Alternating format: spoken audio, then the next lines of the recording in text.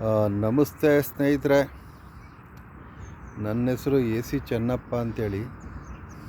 ನಾನು ಒಬ್ಬ ನಿವೃತ್ತ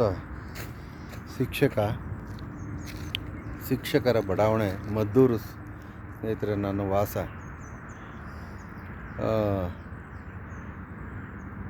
ನಾನು ಈಗ ನಿಂತಿರುವ ಜಾಗ ರುದ್ರಾಕ್ಷಿಪುರ ಅಂಥೇಳಿ.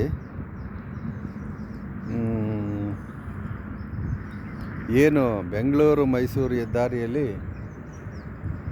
ಒಂದು ರುದ್ರಾಕ್ಷಿಪುರ ಅಂತ ಒಂದು ಊರು ಬರುತ್ತೆ ಸ್ನೇಹಿತರೆ. ಇಲ್ಲಿ ಬ್ರಿಡ್ಜ್ ಆಗಿದೆ ನೋಡಿ, ಅಲ್ಲಿ ಬ್ರಿಡ್ಜು, ಅದು ಬೆಂಗಳೂರು ಮೈಸೂರು ಹೈವೇ ರಸ್ತೆ.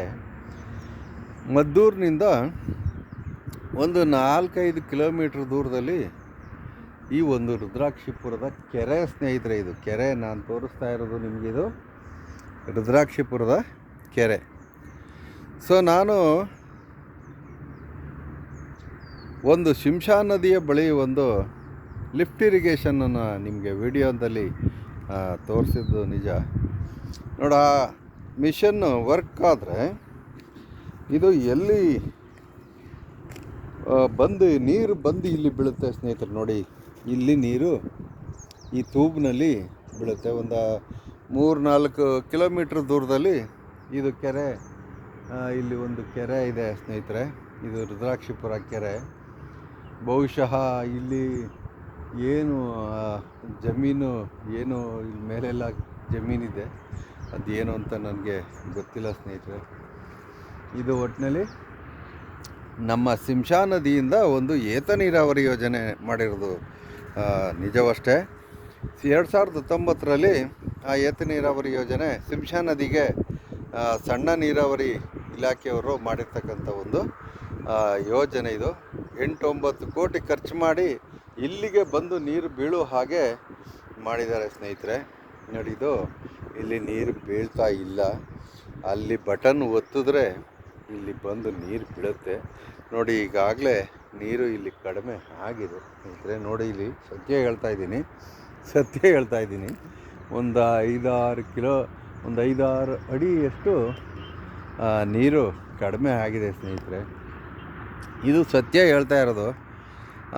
ನಾನು ಒಬ್ಬ ಸಮಾಜ ಸೇವಕ.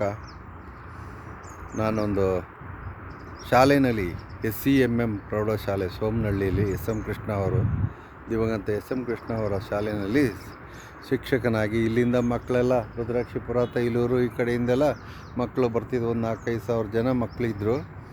ಅವ್ರಿಗೆ ವಿದ್ಯಾದಾನ ಮಾಡಿದ್ದೀನಿ ಸ್ನೇಹಿತರೆ.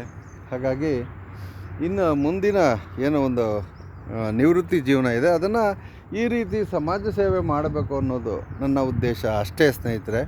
ಇದರಲ್ಲೇನು 2 ಮಾತು ಇಲ್ಲ ನೋಡಿ. ಇಂಥ ಇದನ್ನು ಸರ್ಕಾರದ ಒಂದು ಸವಲತ್ತನ್ನು ಇದನ್ನು ಸರಿಯಾಗಿ ಕಾರ್ಯನಿರ್ವಹಿಸದೇ ಇರತಕ್ಕಂಥದ್ದು ನನ್ನ ಈ ಒಂದು ವಿಡಿಯೋ ಮಾಡಿ ನಿಮಗೆಲ್ಲ ತೋರಿಸಿ, ಇದನ್ನು ಹೆಚ್ಚು ಚೆನ್ನಪ್ಪ AC ಅಂತ ಯೂಟ್ಯೂಬ್ ಚಾನಲ್ ಇದೆ, ಹಾಗೆ ಫೇಸ್ಬುಕ್ಕಲ್ಲಿ ಚೆನ್ನಪ್ಪ ಹಾಲೂರು ಅಂತಿದೆ, ಅಲ್ಲೆಲ್ಲ ನಾನು ಅಪ್ಲೋಡ್ ಮಾಡ್ತೀನಿ ಸ್ನೇಹಿತರೆ. ಇದನ್ನೆಲ್ಲ ಸರ್ಕಾರದ ಗಮನಕ್ಕೆ ತರಬೇಕು, ಆಮೇಲೆ ಜನಪ್ರತಿನಿಧಿಗಳ ಗಮನಕ್ಕೆ ತರಬೇಕು ಅನ್ನೋದು ನನ್ನ ಉದ್ದೇಶ ಅಷ್ಟೇ, ಇನ್ನೇನು ಇಲ್ಲ. ಇಲ್ಲಿ ಇದು ಕಾರ್ಯನಿರ್ವಹಿಸುವಂತೆ ಮಾಡಬೇಕು, ಇದು ನನ್ನ ಉದ್ದೇಶ ಅಷ್ಟೇ.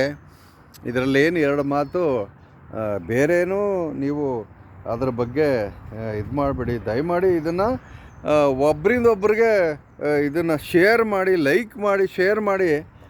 ಒಟ್ಟಿನಲ್ಲಿ ನೀರು ಇಲ್ಲಿ ಜನಗಳಿಗೆ, ರೈತರು ಬದುಕಬೇಕು, ಈ ದೇಶದ ಬೆನ್ನೆಲುಬು ರೈತ ಅಂತ ಏನು ನಮ್ಮ ರಾಜಕಾರಣಿಗಳು ಬಾಯಿಗೆ ಬಂದಂಗೆ ಹೇಳ್ತಾರೆ. ರಾಜಕಾರಣಿಗಳು ರೈತನ ಉದ್ಧಾರ ಮಾಡಿಬಿಡ್ತೀನಿ ಅಂತ. ನೋಡಿ ಸ್ನೇಹಿತರೆ, ಇದು ಸತ್ಯಕಥೆ.